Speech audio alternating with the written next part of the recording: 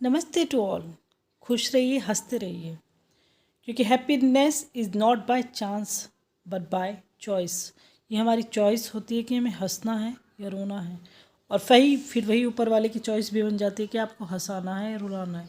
क्योंकि जो जितना रोता है उसे रोने का ही काम दे दिया जाता है, और जो जितना हंसता है ऊपर वाला उसे फिर हंसने का ही काम देता है। तो इस चीज़ को सबसे पहले खुश रहिएगा।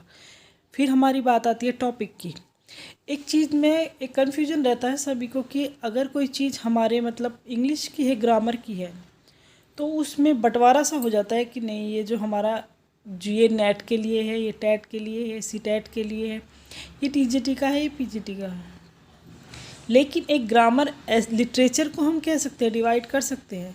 लेकिन ग्रामर जो होता है वो हर एग्ज़ाम में, वो टैट से लेकर नेट तक, TGT, PGT, NBS, KBS, DSSB, civil services, UPSC, कहीं भी जाइए यही ग्रामर सब जगह चलती है। अगर बात करें जो वोकैब होती है, वोकेबलरी होती है, या वर्ड पावर जिसको कहा जाता है, ये होती है synonyms, antonym, one word, foreign expression, idiom and phrase and proverb.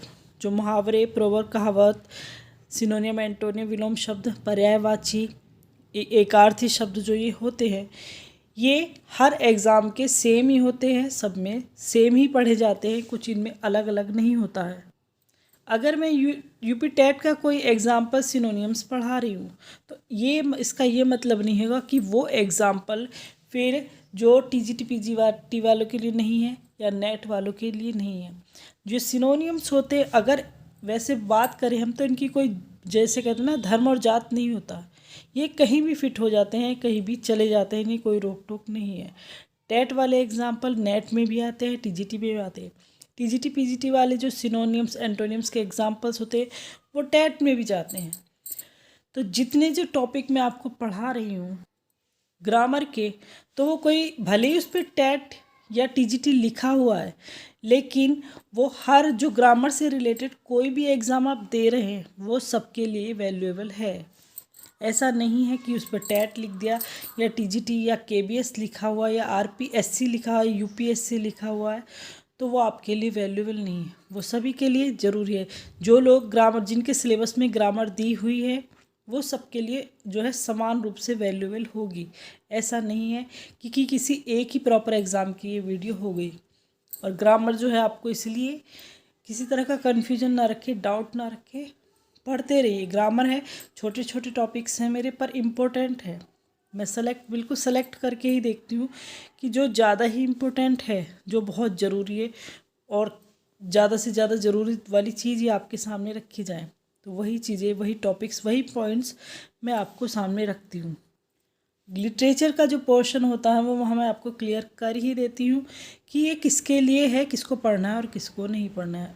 और इसके अलावा जो ग्रामर का है वो सबके लिए वैल्यूएबल है, बहुत इम्पोर्टेंट है। क्योंकि मैं तो सेलेक्ट ही कर रही हूँ, सेलेक्ट करके ही आपको टॉपिक रख रही हूँ कि जो ऐसा टॉपिक जो सभी के काम आए, सभी के लिए वैल्यूएबल हो। थोड़ा सा कन्फ्यूजन आता है कि जैसे व्यूज़ नहीं है, व्यूज़ बहुत बहुत कम, क्या नाम 4 के लिए जो होते हैं व्यूज़ होते हैं, तो वहाँ थोड़ा कन्फ्यूजन हो जाता है कि आदमी क्या पढ़ाना है, क्या पढ़ना है, क्या पढ़ाना है, क्या टॉपिक हो। तो उसमें तो थोड़ा कन्फ्यूजन मेरे लिए रहता ही है। अदरवाइज फिर, और अगर देखा जाए तो उस हिसाब से फिर मुझे और ज़्यादा मेहनत करनी पड़ती है कि जो इम्पोर्टेंट हो वही चीज़ रखूँ, जो वैल्यूएबल है वो वही रखूँ। व्यूज़ या सब्सक्राइबर के अकॉर्डिंग तो मुझे और फिर ज़्यादा चीज़ें बहुत सोच कर रखनी पड़ती हैं। लेकिन हाँ, मैं ये कॉन्फिडेंट हूँ कि जो मैं टॉपिक आपके सामने रख रही हूँ, जो मैं आपको पढ़ा रही हूँ, जो मैं आपको बता रही हूँ, वो बहुत ही वैल्यूएबल साबित होगा। आप एग्ज़ाम से पहले इस चीज़ को कोई वैल्यू नहीं दे रहा, लेकिन हाँ, एग्ज़ाम के बाद आदमी समझ सकता है, अगर किसी कोई सही में देखे कि हाँ, ये चीज़ बहुत इम्पोर्टेंट थी और बहुत ज़रूरी थी। तो जो ये ग्रामर के टॉपिक आपके होंगे, भले ही आपके सिलेबस में नहीं है, मैंने जब टीजीटी केबीएस वालों का सिलेबस बताया था, टीजीटी पीजीटी का, वहाँ पर बहुत एक लाइन में सिलेबस उन्होंने ख़त्म कर दिया है, केबीएस वालों ने एक एक दो दो लाइन में ख़त्म कर दिया। लेकिन मैंने ये बात आपको उसका सिलेबस समझाने की जब वीडियो डाली थी कि इसमें देखिएगा कि भले ही आपके में टॉपिक नहीं है लेकिन पढ़ना आपको पूरी ग्रामर पढ़ेगी। भले ही आपके में एंटोनियम सिनोनियम्स नहीं दे रखे हैं लेकिन ये आपको पढ़ने पड़ेंगे, क्योंकि एग्ज़ाम में वो किसी भी तरह से आपसे पूछ लेंगे और पूछेंगे ज़रूर। भले ही आर्टिकल नहीं दिए लेकिन आर्टिकल आएंगे ज़रूर, चाहे वो आपको पैसेज में डाल के दे दें, पैराग्राफ में डाल कर दे दें, आएंगे ज़रूर। तो पूरी ग्रामर केबीएस का सिलेबस तो बिल्कुल ही एक ही लाइन में ख़त्म हो रहा है, पर वही चीज़ है कि पूरा पढ़ना आपको पूरा ग्रामर पड़ेगा, ए टू जेड आपको सब कुछ पढ़ना पड़ेगा। जो मेन टॉपिक है वो कंप्लीट करने पड़ेंगे। टीजीटी वालों के लिए भी पीजीटी वालों के लिए भी सेम यही है कि ग्रामर आपको सारी पढ़नी पड़ेगी।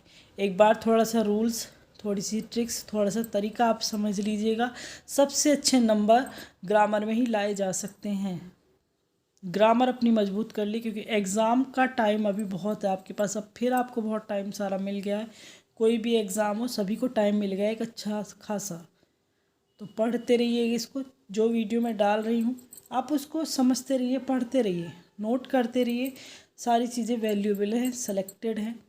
किसी तरह का कोई डाउट मत रखिए कि हमारे लिए नहीं है, या ये तो टेट वालों के लिए, या टीजीटी वालों के नहीं, पीजीटी वालों के लिए नहीं।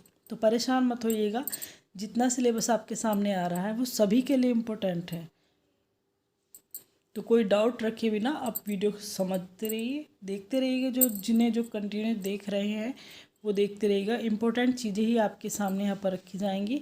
और जहाँ होगा कि ये सिर्फ इसी के लिए है, कि जहाँ होगा कि जैसे कोई भी टॉपिक ऐसा होगा कि जो आपके लिए नहीं, कौन सी क्लास, कौन से सिलेबस, कौन से जो वैकेंसी के लिए ज़रूरी है, वहाँ मैं बता दूँगी कि हाँ ये सिर्फ इस वैकेंसी के लिए है, दूसरे मत देखिएगा।